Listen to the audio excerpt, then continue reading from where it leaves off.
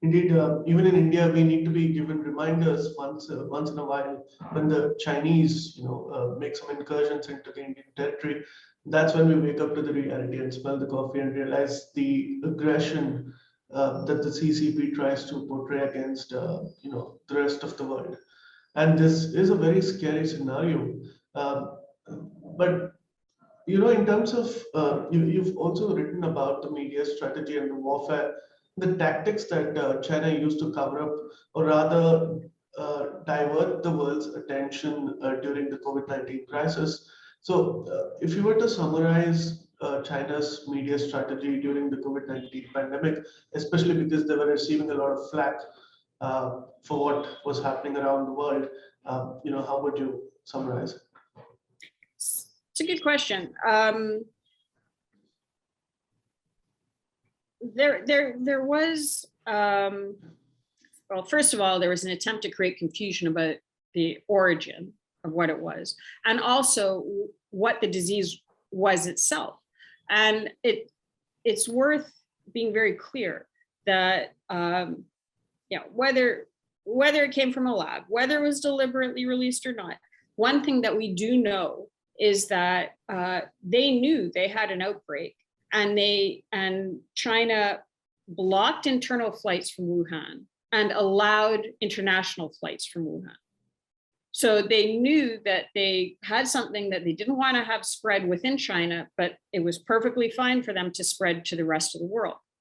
And that is consistent with the comprehensive national power approach to looking at international relations, because you can improve your country's comprehensive national power relative to others in two ways. One is you get better, and that's what most countries try to do, is they try to improve themselves. The other is you can knock everybody else down, and then comparatively, you've done better. So if you have a pandemic, if you're China and you have a pandemic, and you just can try to contain it, that's going to knock you down. But if you spread it, and at the same time, as they seem to have been doing, you're buying up PPE and you're not saying that there's human to human transmission, all that sort of stuff, you're knocking everybody else down. And one of the few global economies to grow during the past 2 years was the Chinese economy. And I think that they overestimated how much they would benefit from it, because immediately after, within the sort of few months after that, that was when you saw them pushing into Galwan, for example, and making some incursions in the South China Sea. And then they tried to, when Australia quite courageously said that they wanted to do an investigation into the origins of COVID, they put in place a whole bunch of economic sanctions against Australia to try to knock it down. So there was an attempt to mute information about the nature of COVID, partially, I suspect, because they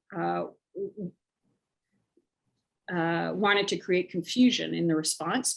Second, they wanted to create confusion about the origin of it. And there was, as we now know, there seemed to have been, elements within other countries that were fine to facilitate those two elements of the narrative for their own reasons. I would just say that I think that one thing that has come out of this is that there has been much more appreciation for Indian media, which has been trying to cover this as transparently as possible from very early on.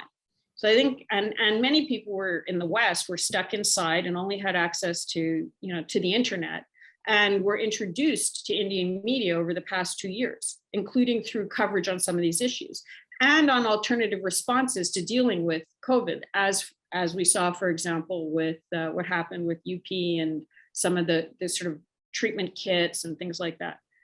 So at the same time that some of this social contract stress or fracturing was happening in the West, there was also an increased awareness of what was going on in India by a lot of people who may not have had the time or the awareness to start to follow the Indian media.